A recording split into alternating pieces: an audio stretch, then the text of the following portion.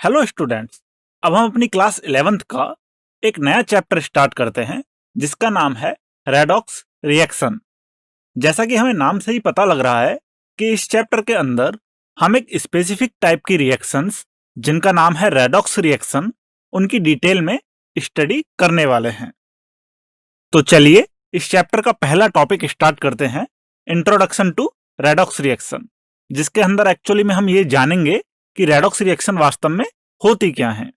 अब हम redox reactions के कुछ ऐसे एग्जांपल्स देख लेते हैं जो हमारी डे टू डे लाइफ के बहुत सारे प्रोसेसेस में इन्वॉल्व होती हैं। क्या आपने कभी सोचा है कि हमारी जो बैटरी या फिर सेल होता है वो किस प्रकार से अपनी केमिकल एनर्जी को इलेक्ट्रिकल एनर्जी में कन्वर्ट कर पाता है? इस पूरे प्रोसेस में जो भी रिएक्शंस इन्वॉल्व होती हैं वो रेडॉक्स रिएक्शंस होती हैं। इसी प्रकार हमारे घरों में किचन के अंदर गैस का कंबसन के प्रोसेस में जो रिएक्शंस इन्वॉल्व होती हैं वो भी रेडॉक्स रिएक्शंस होती हैं। और लोहे के ऊपर जंग लगने के प्रोसेस में भी रेडॉक्स रिएक्शंस इन्वॉल्व होती हैं। उसी प्रकार से जब किसी मैन्युफैक्चरिंग प्लांट पे हम किसी भी इम्प्योर मेटल की रिफाइनिंग प्रोसेस करते हैं तो उस पूरे इंटायर रिफाइनिंग प्रोसेस में बहुत सी रेडॉक्स रिएक्शंस इन्वॉल्व होती हैं। चलिए देखते हैं सबसे पहले हम इस टॉपिक में क्या क्या पढ़ने वाले हैं।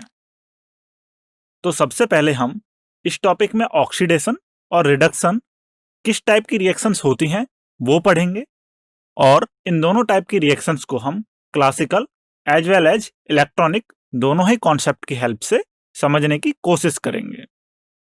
उसके बाद हम एक टर्म ऑक्सीडेशन नंबर के बारे में पढ़ेंगे, और यह term oxidation number oxidation, reduction और रेडॉक्स इन तीनों तरह की रिएक्शंस से किस प्रकार से संबंधित है यह भी पता लगाएंगे।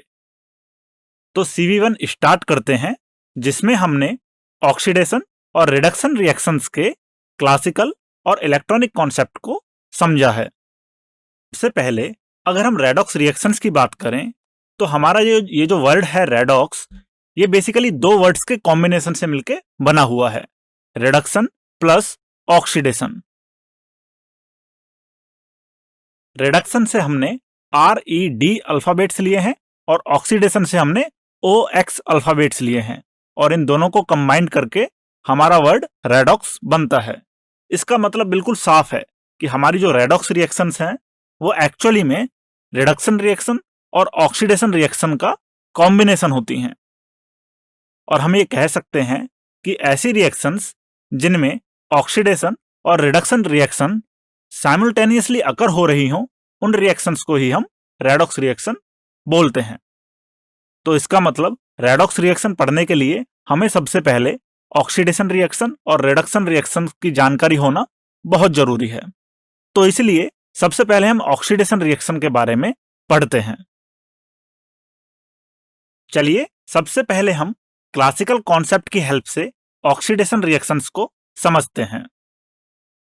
क्लासिकल कॉन्सेप्ट के अकॉर्डिंग ऑक्सीडेशन रिएक्शंस वे रिएक्शंस होती हैं जिनमें किसी एक सब्सटेंस के अंदर ऑक्सीजन या फिर किसी इलेक्ट्रोनेगेटिव एलिमेंट का एडिशन होता है।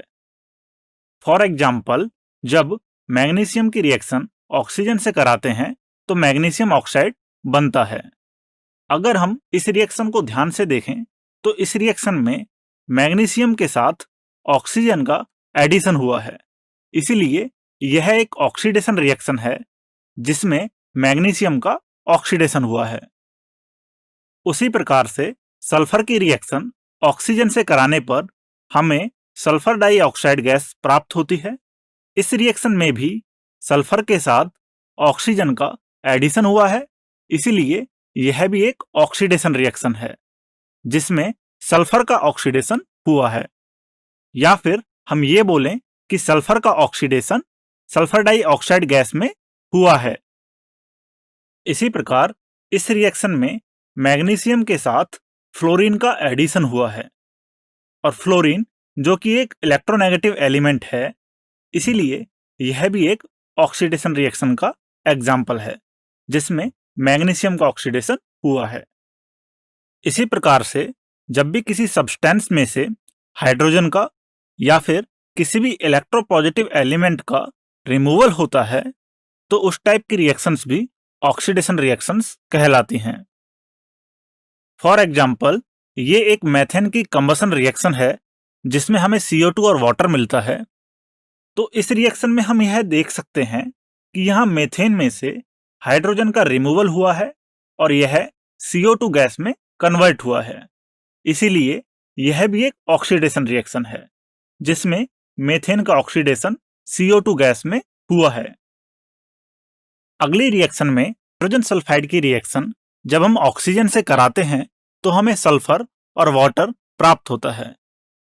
यहाँ पर भी हम देख सकते हैं कि हाइड्रोजन सल्फाइड में से हाइड्रोजन का रिमूवल हुआ है, इसीलिए यह भी एक ऑक्सीडेशन रिएक्शन है जिसमें हाइड्रोजन सल्फाइड का ऑक्सीडेशन सल्फर में हुआ है।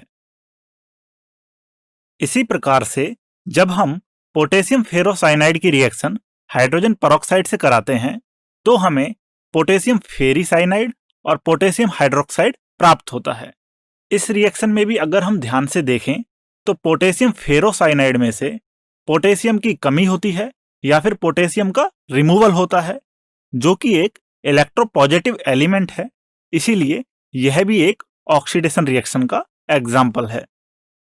तो कुल मिलाकर क्लासिकल कॉन्सेप्ट के अकॉर्डिंग ऑक्सीजन या फिर किसी भी इलेक्ट्रोनेगेटिव एलिमेंट का एडिशन ऑक्सीडेशन कहलाता है तथा हाइड्रोजन या फिर इलेक्ट्रोपॉजिटिव एलिमेंट का रिमूवल भी ऑक्सीडेशन कहलाता है। अब हम क्लासिकल कॉन्सेप्ट के अकॉर्डिंग रिडक्शन रिएक्शंस क्या होती हैं ये देखते हैं। रिडक्शन रिएक्शंस ऑक्सीडेशन रिएक्शंस की जस्ट अपोजिट रिएक्शंस होती हैं। इसीलिए जब भी किसी भी सब्सटेंस में से ऑक्सीजन या फिर किसी भी इलेक्ट्रोनेगेटिव एलिमेंट का रिमूवल होता है तो उसे हम रिडक्शन कहते हैं। फॉर एग्जाम्पल, जब मरकरी ऑक्साइड का विघटन होता है तो मरकरी और ऑक्सीजन गैस मिलती है।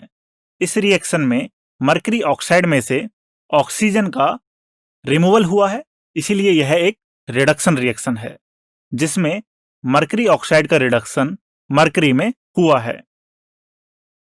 उसी प्रकार से जब हम फेरिक क्लोराइड की रिएक्शन हाइड्रोजन से कराते हैं तो हमें फेरस क्लोराइड और हाइड्रोजन क्लोराइड प्राप्त होता है। इस रिएक्शन में फेरिक क्लोराइड में से क्लोरीन का रिमूवल होता है और हमें फेरस क्लोराइड प्राप्त होता है। अब यहाँ क्योंकि क्लोरीन का रिमूवल हुआ है, जो कि ये एक इलेक्ट्रोनेगेटिव एलिमेंट है, इसीलिए यह एक रिडक्शन रिएक्शन है जिसके अंदर फेरिक क्लोराइड का रिडक्शन फेरस क्लोराइड में हुआ है। उसी प्रकार से जब किसी सब्सटेंस में हाइड्रोजन या फिर किसी भी एक इलेक्ट्रोपॉजिटिव एलिमेंट का एडिशन होता है तो उन्हें भी हम रिडक्शन रिएक्शन कहते हैं। फॉर एग्जाम्पल, एथीन में हाइड्रोजन के एडिशन से हमें एथेन प्राप्त हुआ है, तो इस रिएक्शन में यहां पर हाइड्रोजन का एडिशन हुआ है एथीन में, तो इसीलिए हम ये बोलेंगे कि एथीन का यहां पर रिडक्शन हुआ है और एथीन का रिडक्शन एथेन में हुआ है। इसी प्रकार से अगली रिएक्शन को अगर आप ध्यान से ऑब्जर्व करें तो इस रिएक्शन में मर्क्यूरिक क्लोराइड में मरकरी के एडिशन हुआ है और मरकरी का एडिशन होने से जो हमारा मर्क्यूरिक क्लोराइड था वो मर्क्यूरस क्लोराइड Hg2Cl2 में कन्वर्ट हुआ है। सिंस इस रिएक्शन में हमारे मरकरी मतलब एक इलेक्ट्रोपॉजिटिव एलिमेंट का एडिशन हुआ है, इसीलिए यह भी एक रिडक्शन रिएक्शन है।